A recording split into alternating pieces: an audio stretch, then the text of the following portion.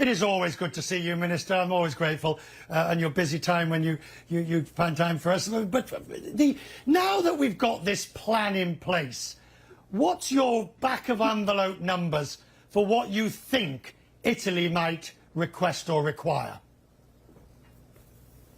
Now, first, it is a good proposal, which goes in the direction we have been calling for. We have always said that with such a crisis, it's a symmetric crisis, it was necessary for the EU to have a common response, which does not mean the mutualizing our past debt, but putting together a common response for the future.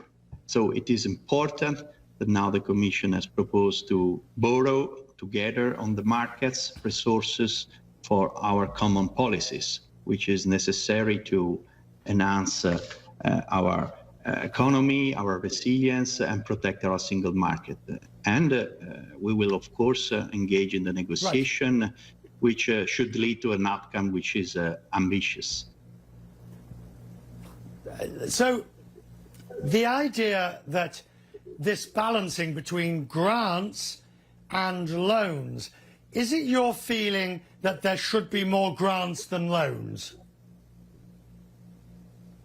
We had asked, of course, 1 trillion, and we have always said should be predominantly made of grants. We understand this is a need to reach a compromise, so it is, we think, is a balanced proposal. And of course, what is essential that we should not go below this line. We will be asking more, but I think the Commission has struck a balanced solution. But of course, it is essential that we will not water it down, because this is really fundamental for our common future. So we will, of course, support this proposal, try to make it more ambitious, and resist any attempt to water it down. I love that last bit. Try to make it more ambitious. That's sort of ministerial speak, isn't it? For more money, let's get more, let's make the programme bigger. But I do wonder, will the frugal four go along with this? The Germany, the Austrias, Denmark, will they go along with it? What argument can you put in place to convince them that it should be nearer $1 trillion and that the balance between grants and loans should be weighted towards grants? I think the President of the Commission has made a very good speech and has very clearly explained that these are resources that we are putting together for our common investment.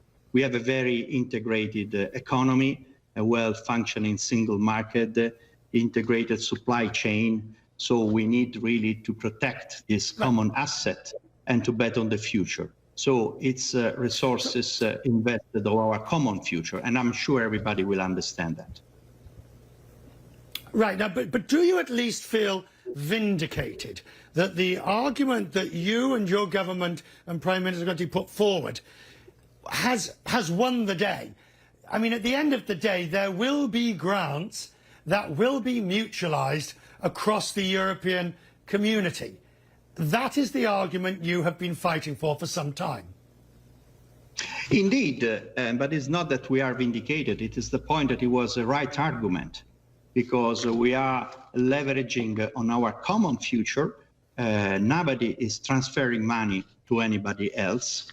We are doing something rational, something up to the challenge, and we are also boosting the future of a common capital markets union with a common safe asset. So it's a very rational thing that Europe is doing, as often it happens in the moment of crisis. Right. Europe its best. So I think this is something rational and in the common interest. It's not a victory of anybody against anybody else. It's a common success if we will be able to implement this proposal.